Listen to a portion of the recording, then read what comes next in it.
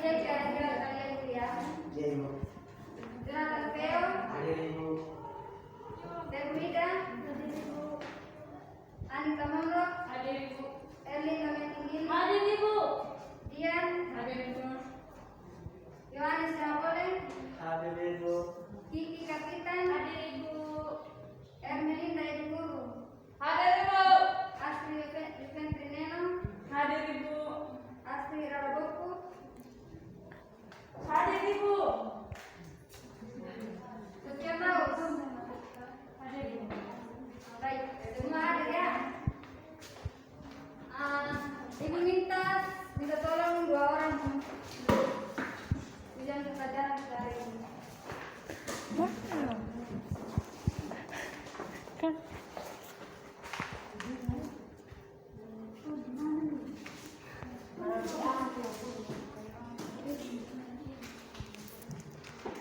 Dia nanti teman yang lain bisa.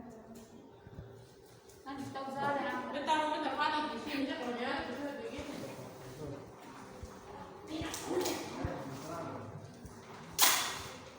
Lu sudah presentasi? Dari mana ada? Bahkan sudah apa?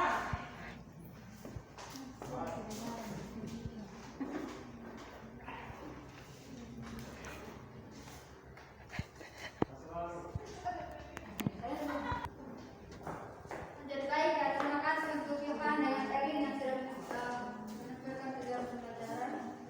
Hari ini kita akan mempelajari tentang struktur sel. Tujuan pembelajaran kita hari ini yang pertama, peserta didik mampu memahami pengertian sel. Yang kedua, peserta didik mampu menganalisis struktur bagian-bagian sel. Ketiga, peserta didik mampu menjelaskan fungsi dari bagian-bagian struktur sel. Keempat, peserta didik mampu menyebutkan komponen utama penyusun sel prokaryotik. Kelima, peserta didik mampu menyebutkan komponen utama penyusun sel eukariotik. Dan yang keenam, peserta didik mampu menjelaskan perbedaan sel eukariotik dan prokaryotik dan eukariotik. Ada antara kalian ada yang tahu yang dimaksud dengan sel itu apa? Sel itu merupakan satuan terkecil dari makhluk hidup. Ya, baik, betul ya. Jadi, pengertian sel ini merupakan unit struktural terkecil dari organisme hidup. Sel ini dikelilingi oleh sel akut membran sel yang di dalamnya itu terdapat cairan yang disebut dengan protoplasma atau matriks, dan bentuk struktur seluler itu organel, bentuk seluler dan organel. Yang berikut tentang struktur sel. Ibu akan memutarkan sebuah video mengenai struktur sel.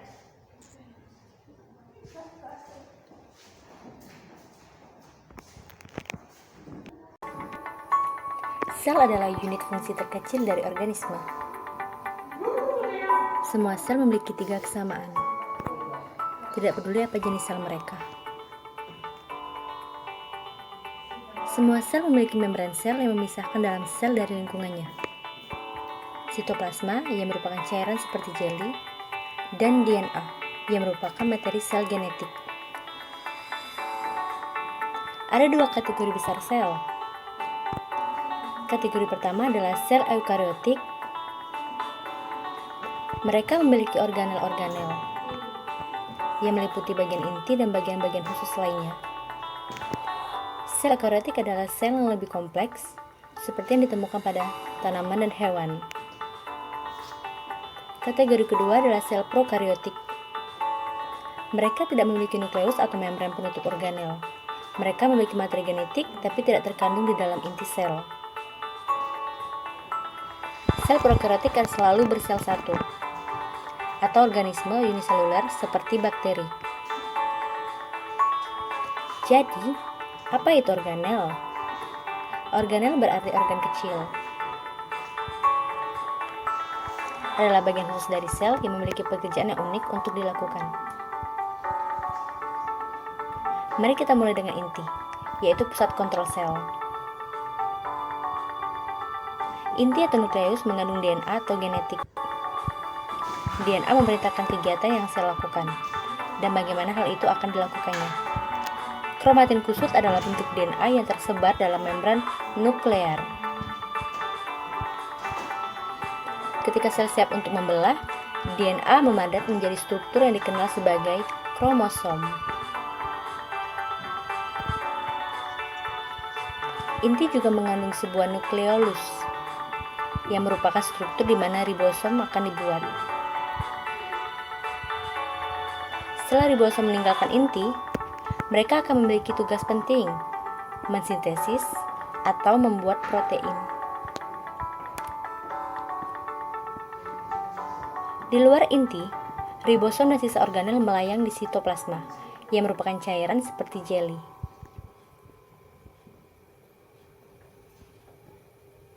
Ribosom dapat berkeliaran bebas di sitoplasma, atau melekat pada retikulum endoplasma, yang kadang-kadang disekat dengan Re. Ada dua jenis Re. Re kasar memiliki ribosom yang melekat padanya, dan Re halus tidak memiliki ribosom melekat padanya. Retikulum endoplasma adalah membran tertutup untuk mengangkut bahan, seperti protein disintesis oleh ribosom. Protein dan bahan lainnya muncul dari retikulum endoplasma melalui vesikula kecil, di mana aparatus Golgi, yang kadang-kadang disebut dengan badan Golgi, akan menerima mereka. Protein bergerak melalui badan Golgi, lalu mereka akan diubah menjadi bentuk yang dapat digunakan oleh sel. Badan Golgi ini melakukannya dengan melipat protein menjadi bentuk yang dapat digunakan, atau menambahkan bahan lain pada mereka, seperti lipid atau karbohidrat. Pada tumbuhan, vakuola adalah struktur base seperti kantung yang menyimpan bahan yang berbeda. Di sini, di sel tumbuhan, vakuola sentral berfungsi untuk menyimpan air. Kembali ke sel hewan, Anda akan melihat organel yang disebut lisosom. Lisosom adalah pengumpul sampah yang mengambil bagian sel yang rusak. Mereka penuh dengan enzim yang akan memecah puing-puing sampah pada sel. Mitokondria adalah organel pembangkit tenaga listrik untuk kedua sel, baik itu sel hewan maupun sel tumbuhan. Selama proses yang disebut dengan respirasi seluler, mitokondria membuat molekul ATP yang menyediakan energi untuk semua kegiatan sel. Sel-sel yang membutuhkan lebih banyak energi akan memiliki lebih banyak mitokondria. Sementara sel mempertahankan bentuknya dengan menggunakan sitoskeleton. Sitoskeleton termasuk mikrofilamen, seperti benang yang terbuat dari protein, dan mikrotubulus, yang merupakan tabung tipis berongga. Beberapa organisme, seperti tumbuhan yang fotoautotropik, mereka menangkap sinar matahari untuk energi. Sel tumbuhan memiliki organel yang disebut kloroplas. Kloroplas adalah tempat di mana terjadinya fotosintesis. Ini berwarna hijau karena memiliki pigmen hijau yang disebut klorofil. Sel tumbuhan juga memiliki dinding sel di luar membran sel mereka, sebagai pendukung bentuk dan melindungi sel tumbuhan. Sel hewan tidak pernah memiliki dinding sel. Ada banyak struktur unik lainnya yang hanya beberapa sel miliki. Dapat dilihat sebagai berikut. Pada sel hewan misalnya, saluran pernapasan dilapisi dengan sel yang memiliki silia. Ini adalah rambut mikroskopis yang dapat bergerak seperti gelombang. Fitur ini membantu perangkap untuk menghirup partikel di udara dan mengeluarkan mereka ketika Anda batuk. Fitur lain yang unik di beberapa sel adalah flagela. Beberapa bakteri memiliki flagela. Sebuah flagela seperti ekor kecil yang dapat membantu langkah sel atau mendorong dirinya sendiri. Satu-satunya sel manusia yang memiliki flagela adalah sel sperma.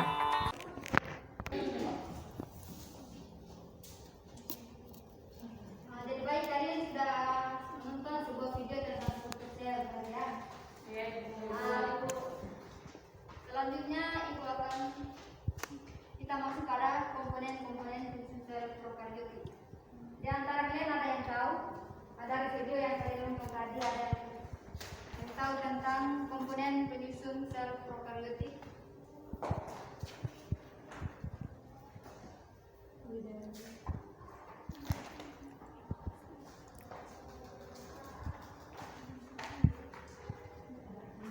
Jadi baik, sel prokaryotik ini merupakan sel yang tidak memiliki membran inti, sehingga inti selnya itu berbatasan langsung dengan sitoplasma.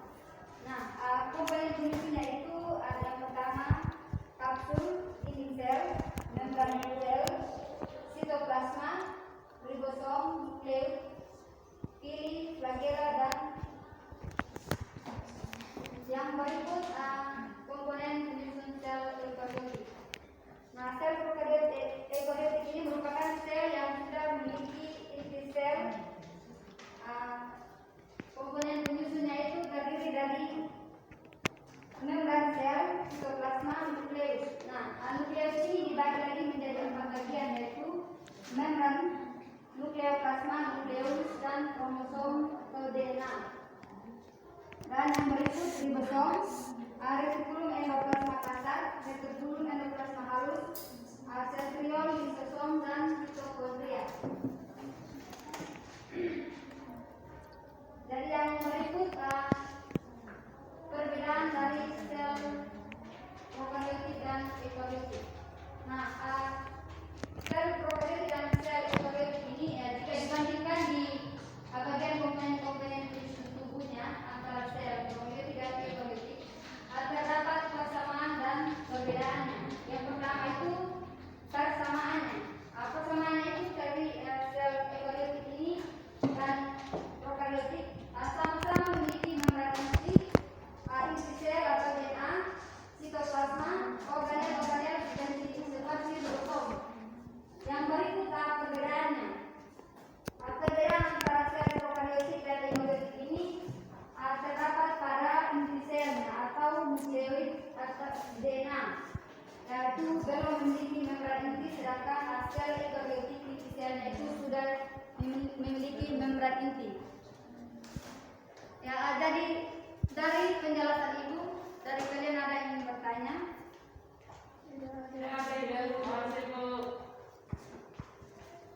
Ya, jadi baik, jika tidak ada yang bertanya, Ibu akan membagi kalian dalam bentuk 2 kelompok.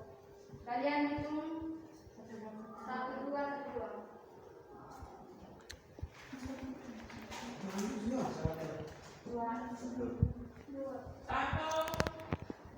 Ermi 2 1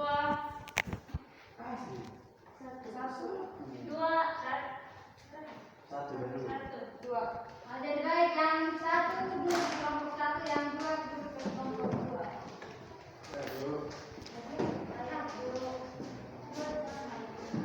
Kelompok 2. Kelompok 1 di sini. Kelompok 2. Kelompok 2 di sini. Di sini. Kelompok 1 ya. Kak Ermi pindah di kelompok 2.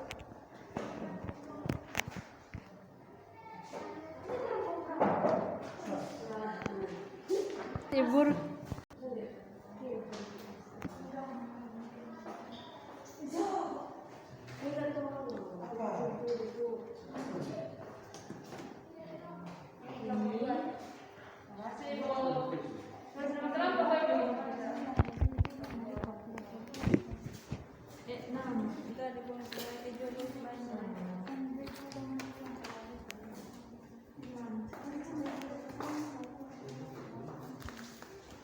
Jonathan Feo. Jadi baik, dari tugas LKPD yang Ibu berikan, kalian mendefinisikan bagian-bagian dari sel prokaryotik dan eukariotik serta fungsinya. Untuk kelompok 1, kalian mendefinisikan struktur bagian sel prokaryotik, dan kelompok 2, kalian mendefinisikan struktur sel bagian-bagian sel eukariotik. Waktu pengertiannya 20 menit ya. Berapa menit Ibu? 20 menit.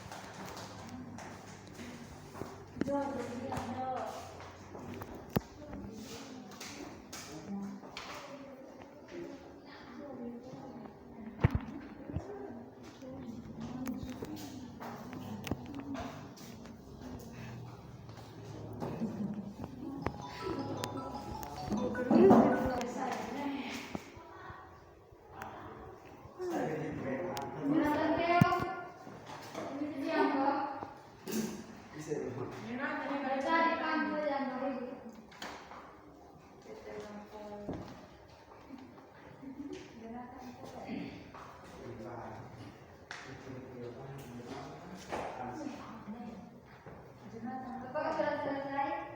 Sudah Ibu. Nomor 1, nomor 2. Halo, nomor 2. Sudah Ibu. Ya, ini sudah selesai. Nomor 1, silakan dipresentasikan.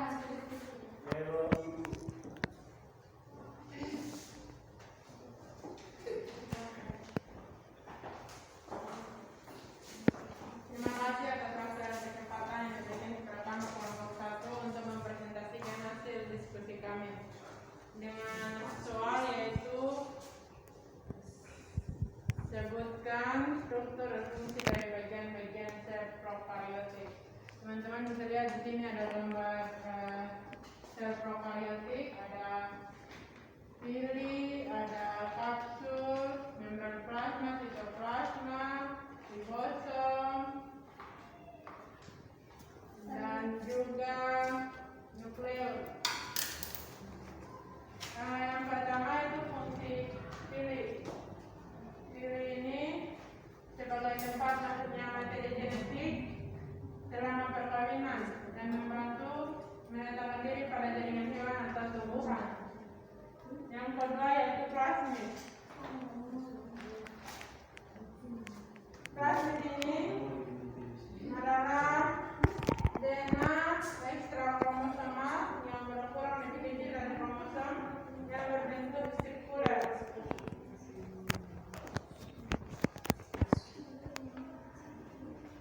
Yang kedua ialah ribosom. Ribosom adalah mesin nanosintesis protein. Dia punya fungsi itu melakukan translasi dalam sintesis protein yang mengubah kode genetik DNA menjadi protein. Yang keempat yaitu sitoplasma. Sitoplasma adalah cairan sel di dalam membran sel yang tersusun atas layer protein, lipid, mineral, dan enzim. Yang kelima yaitu membran plasma. Membran plasma ini dia punya fungsi itu sebagai pelindung. Yang keenam dinding sel. Dinding sel adalah struktur pelapis bagian luar sel yang lebih keras dan kaku yang berada di antara kapsul dan membran plasma.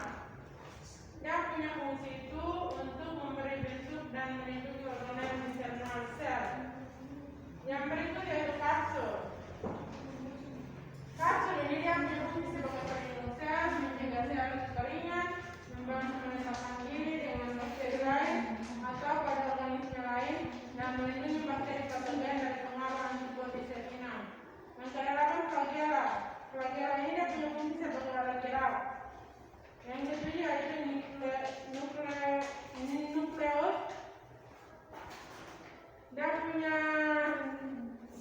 Dia ini merupakan pusat utama transkripsi dan replikasi DNA. Demikian dari hasil diskusi kami. Apakah teman kelompok 2 ingin bertanya? Terima kasih. Terima kasih sebelum Bapak sudah memaparkan hasil diskusinya. Selanjutnya kelompok 2.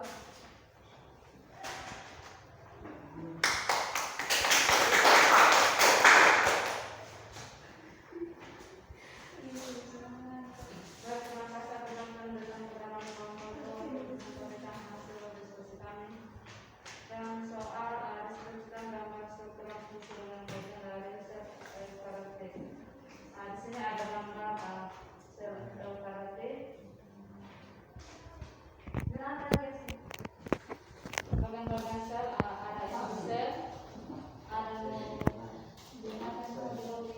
protoplasma, ada membran inti, retikulum endoplasma,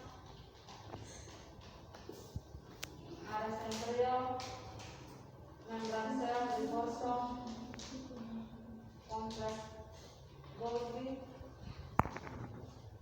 lisosom, dan mitokondria. Mungkin hanya ini saja yang kami bisa sampaikan. Ada pertanyaan dari nomor 1 pada kesempatan pemberian. Nomor 1 ada pertanyaan? Tidak ada, Ibu. Baik, terima kasih. Jadi baik, terima kasih untuk kelompok yang sudah mendapatkan hasil diskusinya. Kita memberikan aplaus untuk kelompok 2.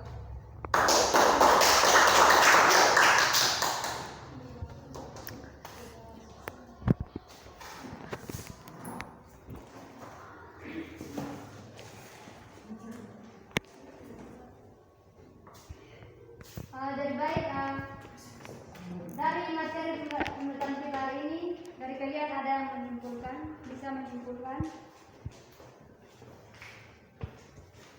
Ada Ibu? Ya, silakan Ibu.